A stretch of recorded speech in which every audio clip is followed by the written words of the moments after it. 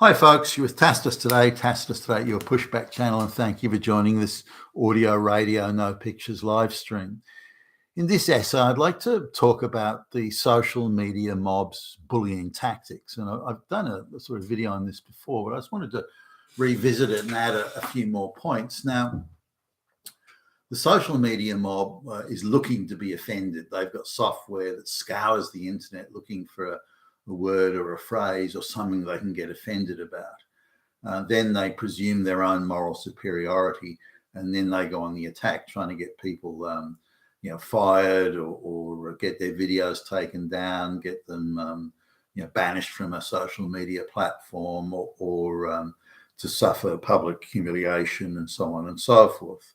Now, these people are mostly crybabies, in as much cry-bullies, in as much as they, if you then turn on them, they run for the hill. For example, the women who are waving placards and screaming Nazi at everybody, as soon as they get arrested or they're called to account, "Don't hurt me! You're hurting me! Don't hurt me! Please don't hurt me!" And, well, hold on, you were a big tough bully a moment ago. What's this? This little crying little girly voice, "Don't hurt me." And so we need to understand bullies. Now, having watched the workplace change from being primarily an all male, certainly in a managerial level, an all male workforce when I started work, or pretty much anyway, then watching, particularly in the 90s, how the beginning of the affirmative action programs and so on in the workplace, how many women came. I saw the moral bullying really changed, and that nearly all the moral bullies I could find, as I remember, not that they weren't men that did it, but it was mostly women who would put them up to it if they were doing it. The woman that would go into the boss crying, saying, "Oh, Billy Bob said so-and-so to me." And then, "Well, I'll get Billy Bob for you. I'm a big, hairy-chested man." That sort of stuff. But when women started to enter the workforce in numbers, then the moral bullying, you offended me, you used the wrong word, this type of stuff, that just exploded. And women became the moral custodians of the supposed moral high ground, which then gave them the platform or the pulpit from which to bully others. And particularly if they're in like HR departments and this sort of thing, they could threaten people with all sorts of sanctions if they didn't comply with whatever ideological sort of nonsense was around back in the day, or even now.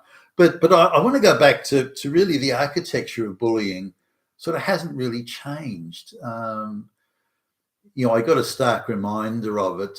Bear in mind that the early part of my life, it was mostly brought up in sort of smaller rural villages, and then from the time of, say, 10 or 11 years old in the city, sort of as on an ongoing basis rather than just a temporary visit. And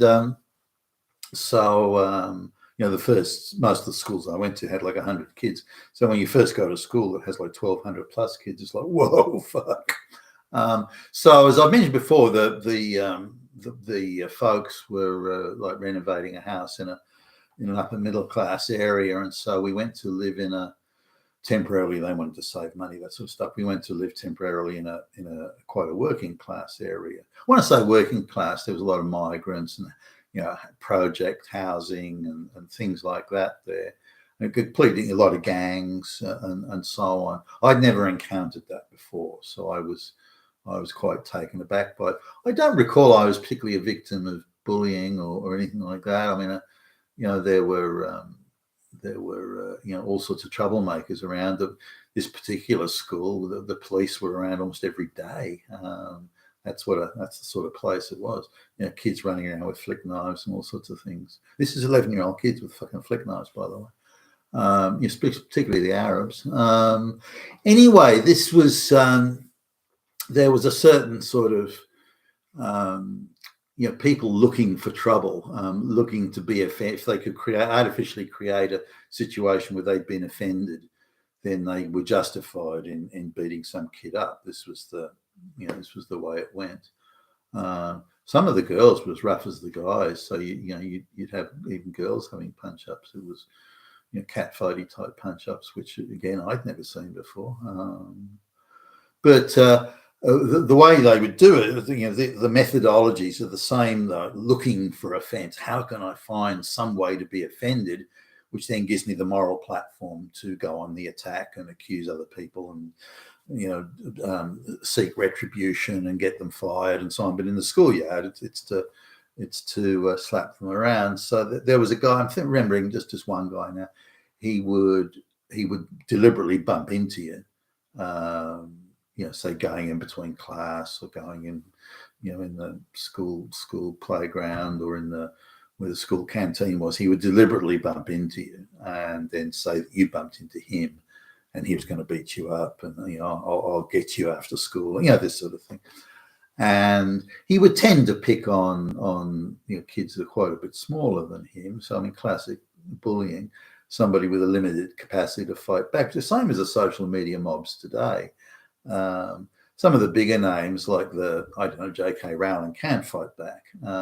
But for people in the lower end of the food, don't have the money and don't have the resources or the time, and where loss of a job is, you can attack them because they're employed by someone else, and you can take their job away or make them unemployable and publicly shame them on a national basis and this sort of thing.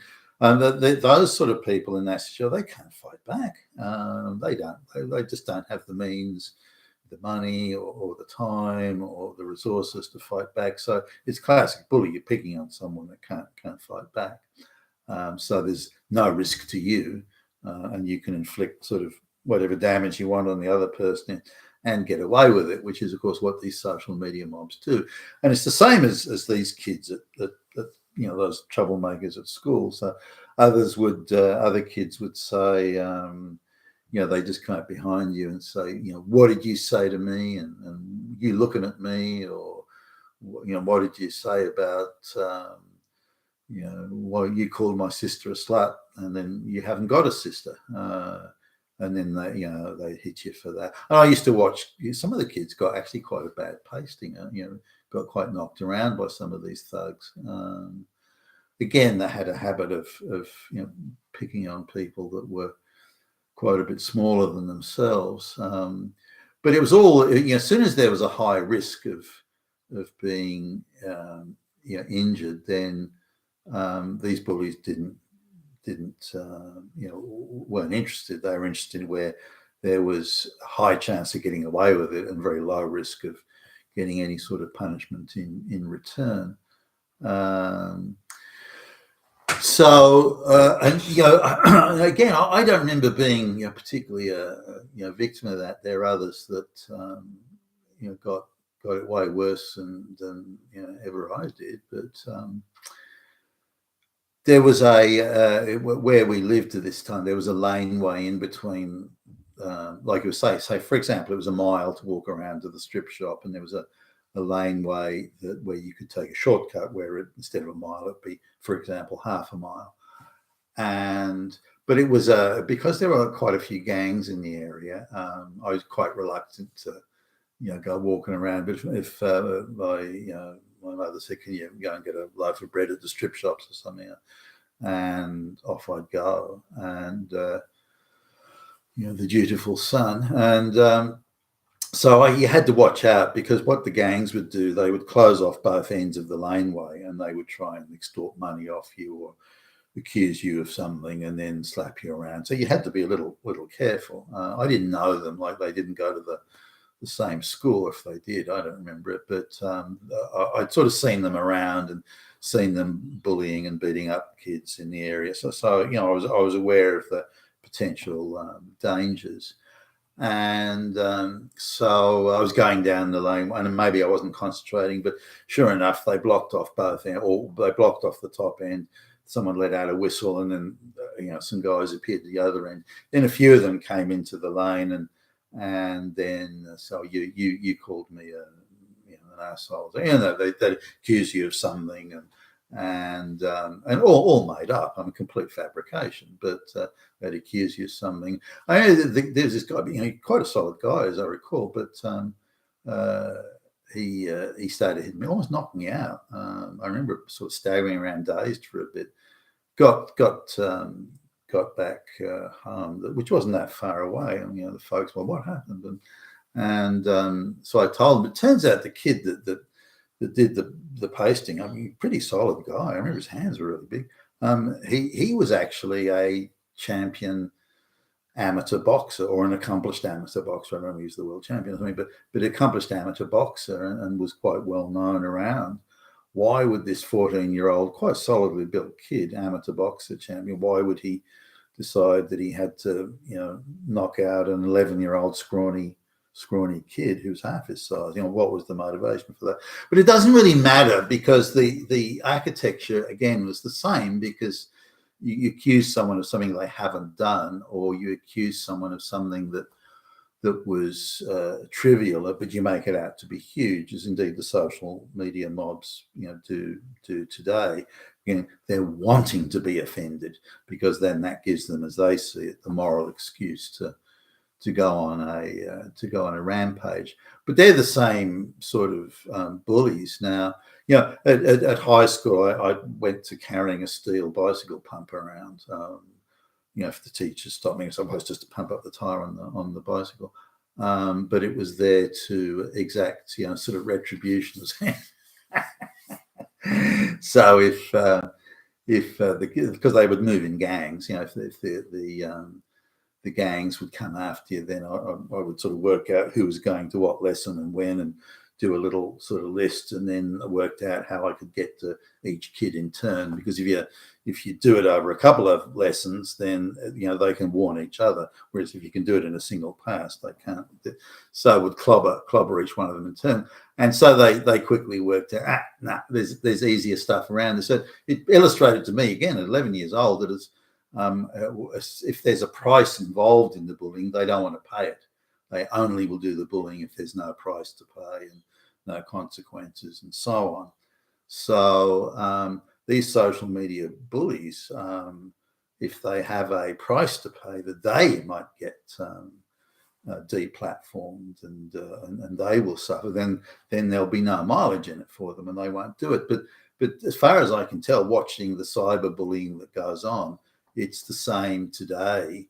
In cyberspace, it's the same today as the school kids that are looking, how can I find a way of being offended, because that will then justify beating someone up or harassing them or giving them grief and so on. So that's something there. But again, once these people, and also if you get these guys that go around in gangs, if you can corner one of them on their own, wait for the right moment, catch them on their own and go, okay, tough guy, and suddenly there is, oh no, don't hurt me, don't touch me, oh, I didn't mean it, no, the others made me do it, and so on. So there's they're in reality just 2-bit punk cowards. They're not, and they do bullying because I assume that there's some sort of satisfaction that human beings get. As long as someone else is getting it in the neck, then I'm not. So therefore the forces of evil are sating their appetite on it. It's a bit like the antelopes in the African savannas. As soon as the lion has got another antelope to eat, all the others just stop and watch and carry on eating grass. Okay, the lion's happy now. We don't need to worry. And I think there's almost like that attitude in mobs in people. Now, in terms of consequences, the idea that you can accuse anyone of being a Nazi and that's fine because that makes you morally superior. Well, if there are consequences for doing that, okay, we'll prove it. Okay, well then you're a pedophile. Oh no, I'm not. No, I'm not. But you have to prove it if I am. Well, don't you have to prove it if someone's an? Oh no, I don't have to prove it. When I do it, it's okay. But when you do it, it's not. So to level the playing field there and go, no. If you call someone a Nazi and can't justify it, then you're going to be deplatformed. You're going to be out of a job. You're going to suffer and then that's a very necessary thing right now to stop the insanity and to stop the bullying. And I'll close with this: that when I was looking for images thumbnail images to put on the video, and I just put bullying. Every bullying image for certainly the first few pages that I saw was white people bullying black people, or males, boys, grown men bullying women. I had to go to the third or fourth page before I could find an image that didn't have that. So why do we have that? Because in cyber bullying and moral bullying, it's women who are at the apex, not men. And bullies coming from so-called minority groups that claim that they've suffered. They're the aggrieved parties for things that happened historically centuries ago, and this allows them to do that.